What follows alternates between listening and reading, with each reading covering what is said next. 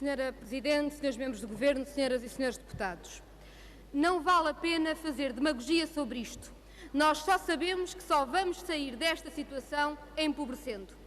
Estas declarações proferidas por Pedro Passos Coelho, a 25 de outubro de 2011, resumem as políticas seguidas por PSD e CDS nos últimos 3 anos. Os resultados estão, infelizmente, à vista.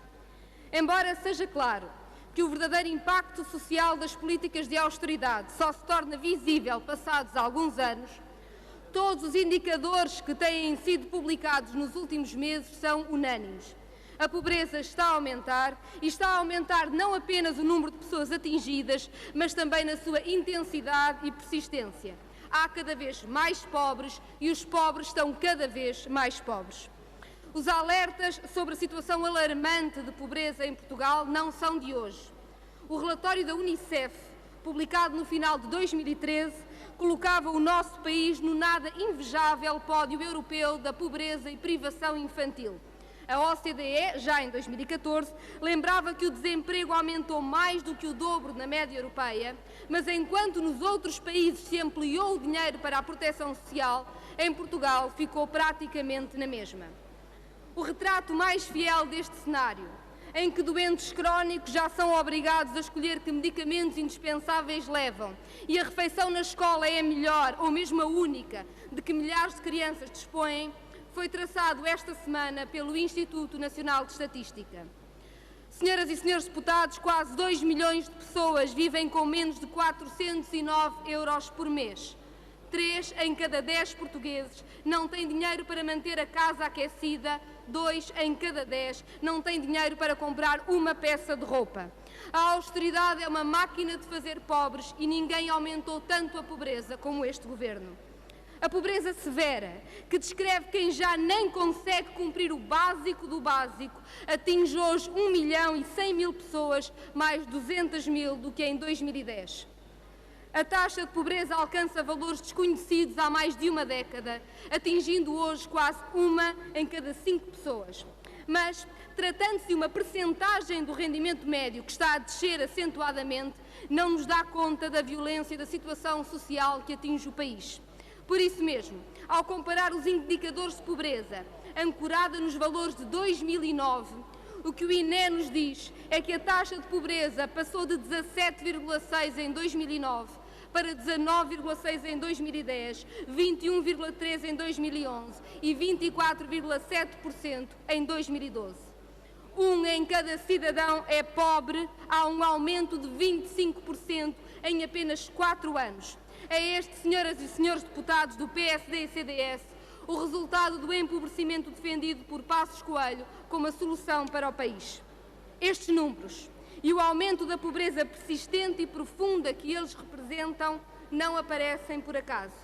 São o reflexo e o resultado do zelo demonstrado pelo Governo numa austeridade que sufoca a economia, diminui salários e aumenta todas as taxas e preços de serviços essenciais, como os transportes, energia ou mesmo a saúde e educação.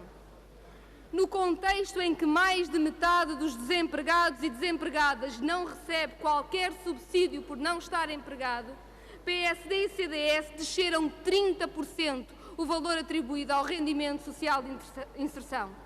A campanha ideológica, desde sempre montada pelo CDS contra os apoios aos mais desfavorecidos, apresentados por Paulo Portas como um estímulo à preguiça, faz os seus frutos. Os mais prejudicados por estes cortes, as famílias com filhos. Quantos mais filhos, maior a penalização. Visto família, prometia ao Governo. Ainda estão lembrados? Até pela pressão política, desde sempre feita pelo CDS, o RSI é o dinheiro atribuído pelo Estado mais fiscalizado e escrutinado. Não há maior falácia do que dizer que os cortes resultam de maior rigor na atribuição. Resultam de uma escolha ideológica, cujos resultados estão à vista. 344 mil desempregados e desempregadas encontram-se em situação de pobreza. Ao mesmo tempo que temos um ministro do CDS, Pedro Mota Soares, sempre pronto para cortar os apoios de quem perdeu o emprego, encontramos um secretário de Estado do mesmo CDS, Paulo Núncio, a conceder benefícios fiscais a grupos económicos ao arrepio das normas contra a evasão fiscal. A fiscalização, já se sabe, é só para os pobres, que não se incomoda quem tem dinheiro com minudências.